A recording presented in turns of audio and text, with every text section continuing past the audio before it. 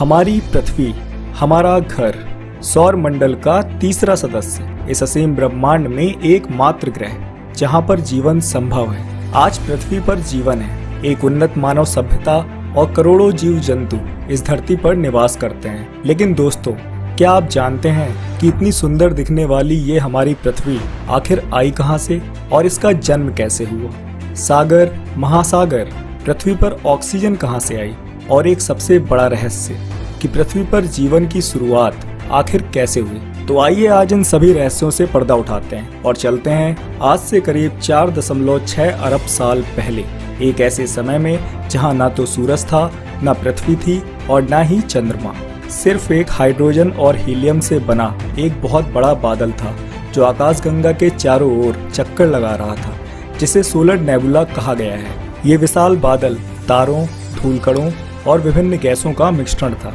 ये बादल गुरुत्वाकर्षण के प्रभाव में आकर सिकुड़ने लगा और आसपास की गैसें व धूलकण बादल के केंद्र में जमा होने लगे, जिससे केंद्र का तापमान काफी बढ़ गया।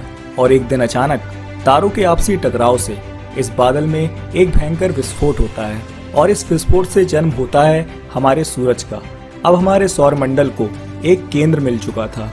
सूरज के गुरुत्वाकर्षण से आसपास के धूलकण और पत्थर आपस में जुड़ने लगे और सूरज के चारों ओर परिक्रमा करने लगे। समय बीतता गया और पत्थरों के आपस में जुड़ने से कई किलोमीटर लंबे सूक्ष्म ग्रहों का निर्माण होने लगा और धीरे धीरे ये सूक्ष्म ग्रह गोल आकार लेने लगे। इन्हीं में से एक थी हमारी पृथ्वी, लेकिन इसे हम अभी पृथ्वी नहीं कह सकते क्योंकि ये इस समय एक आग का गोला थी। ये आज के वेनस यानी शुक्र ग्रह के समान थी। अपने शुरुआती समय में पृथ्वी की सतह का तापमान लगभग 1400 डिग्री सेल्सियस था। यहाँ ऑक्सीजन का नामो निशान तक नहीं था। धरती पर लगातार उल्कापिंडों और धूमकेतुओं की बरसात हो रही थी, जिसकी वजह से पृथ्वी की सतह पर कई किलोमीटर लंबी खौलती लावा की नदियों का निर्माण हो रहा था। पूरी धरती पर ज्वालामुखी विस्फोट हो रहे थे और उल्कापिंड धरती पर आग बरसा रहे थे। इस समय को हेडियन युग नाम दिया गया है। आज से करीब 4 अरब साल पहले ग्रेविटी के प्रभाव से पृथ्वी के सतह की सभी भारी और गर्म पदार्थ केंद्र की ओर आने लगे और पृथ्वी के केंद्र यानी क्रस्ट में जमा होने लगे। इससे पृथ्वी की सतह धीरे धीरे ठंडी होने लगी और ज्वालामुखी से निकलने वाली विभिन्न प्रकार की गैसें हमारे वायुमंडल का निर्माण करने लगी। ऐसा माना जाता है कि इस समय पानी धूमकेतुओं के साथ जमी हुई बर्फ के रूप में पृथ्वी पर आया था। ये बर्फ गर्मी के कारण भाप में बदलने लगी और बादलों का निर्माण होने लगा। ये बादल तेज मूसलाधार बारिश के साथ लगातार कई करोड़ सालों तक इस धरती पर बरसते रहे।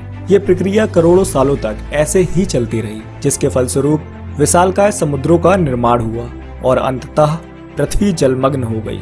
और लगभग इसी समय एक थिया नाम का ग्रह, जो कि मंगल ग्रह से कम आकार का था, करीब 12 किलोमीटर पर सेकंड की तेज रफ्तार से पृथ्वी की ओर बढ़ता चला आ रहा था और कुछ ही देर में ये ग्रह पृथ्वी से टकराता है और एक भयानक विस्फोट होता है। इसे द लेट हैवी बॉम्बार्डमेंट या भीमकाय परिकल्पना नाम दिया गया और इसी की वजह से पृथ्वी का कुछ बाहरी हिस्सा पृथ्वी से अलग हो गया, जिसके फलस्वरूप पृथ्वी का एकमात्र उपग्रह यानी चंद्रमा का जन्म हुआ।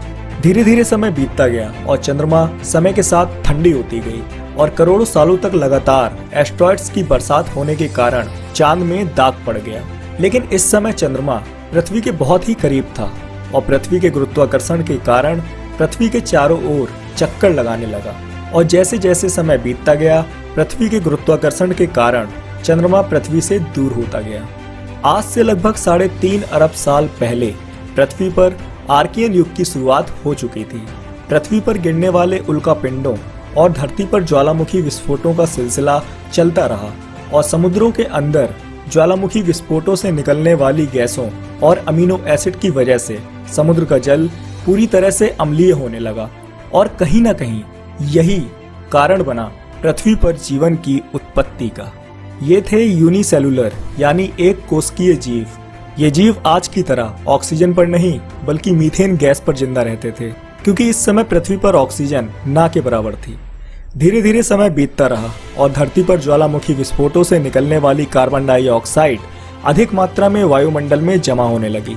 कार्बन डाइऑक्साइड की वायुमंडल में अधिकता हो जाने के कारण कार्बन डाइऑक्साइड की जल के साथ अभिक्रिया शुरू हो गई, जिसके कारण पूरी धरती पर अम्लीय वर्षा होने लगी और धरती की चट्टानें अम्ल की वजह से ठंडी होने लगी और तापमान बहुत तेजी से गिरने लगा। आज से करीब 2.4 अरब साल पहले पृथ्वी पर हिमयुग की शुरुआत हो चुकी थी। पृथ्वी के ज्वालामुखियों में भारी कमी आना शुरू हुई। तापमान -60 डिग्री तक गिर गया। तापमान की इस भारी गिरावट के कारण हमारी पृथ्वी लगभग 2.5 करोड़ सालों के लिए बर्फ के एक गोले में तब्दील हो गई। लेकिन ये समय पृथ्वी के लिए एक वरदान साबित होने वाला था, क्योंकि बर्फ से ढके समुद्रों के नीचे जीवों की संभावनाओं ने पनपना बंद नहीं किया था। धीरे धीरे पूरी धरती पर बर्फ ने अपना कब्जा कर लिया। जहां देखो सिर्फ बर्फ ही बर्फ थी। समय बीतता रहा और समय के साथ पूरी धरती बर्फ से ढक गई। लेकिन ये सिलसिला ऐसे ही थोड़ा न थमने वाला था। करीब 1.5 अरब साल पहले पृथ्वी पर ज्वालामुखी एक बार फिर से सक्रिय हुए और वायुमंडल में कार्बन डाइऑक्साइड का उत्सर्जन करने लगे, जिससे वायुमंडल में कार्बन डाइऑक्साइड की मात्रा तेजी से बढ़ने लगी और पृथ्वी का तापमान एक बार फिर से बढ़ने लगा, जिसके फलस्वरूप बर्फ पिघलने लगी और बड़े बड़े हिमखंड पिघलकर समुद्र का निर्माण करने लगे। धरती का वातावरण एक बार फिर से सामान्य होने लगा। आज से करीब 1 अरब साल पहले हिमयुग के अंत तक जल में बहुकोशिकीय जीवों का विकास होने लगा था। अलग अलग प्रकार के जीव विकसित हो रहे थे।